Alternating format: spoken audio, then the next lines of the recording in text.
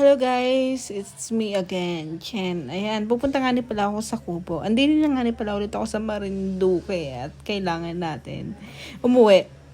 Ayan, today is May 11. Pupunta ako sa aking munting kubo, maglilinis ako. Napakainit pa rin kahit mag-aalas 5 na ng hapon. Malapit lang naman din yung kubo namin.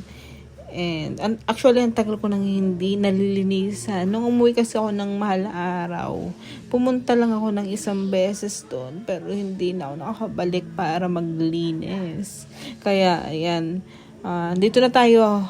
Malapit lang naman, ilang metro lang naman ang layo mula doon sa bahay. Kaya tara, samahan niyo ako maglinis para mapagod din kayo. Sa mga hindi nakakaalam, matagal ko na itong na-vlog, yung munting kubo ko na ito. Pinagawa ko talaga to kasi dream bahay kubo ko to. And yun, basta gusto kong magpagawa talaga kasi gusto ko pag umuwi ako dito sa Marinduque, nare-relax ako, tumatambay ako minsan dito. Ang ginagawa ko kasi dyan, pinapausukan ko para hindi nga maluma yung kubo. Tapos nagpalagay rin ako ng kisame dyan para nga malamig siya. Actually, malamig din naman kahit walang kisame, lalong-lalo na sa gabi. Pero, mas okay yung may kisame, lalong-lalo na kapag tanghali, para makatulog ka ng maayos.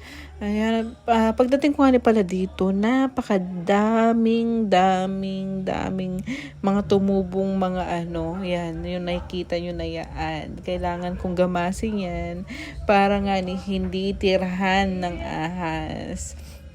Pinalagyan ko na rin yan ng kusina sa CR. Pero pinaalis rin ng tatay ko kasi medyo kulang sa space. Tapos may isang kwarto at pinalagyan ko ng lock para actually parang bahay na rin. Pwede na rin tirhan. At meron na rin dating umupa dito sa akin. Gusto daw niya kasing umupa kasi nakita niya napaka-relaxing. Parang ang sarap tirahan ng kubo na ere. Diba? Yung nasa harap nyo, napakadami talagang mga tumubong mga ganyan-ganyan. Kailangan kong alisin yan.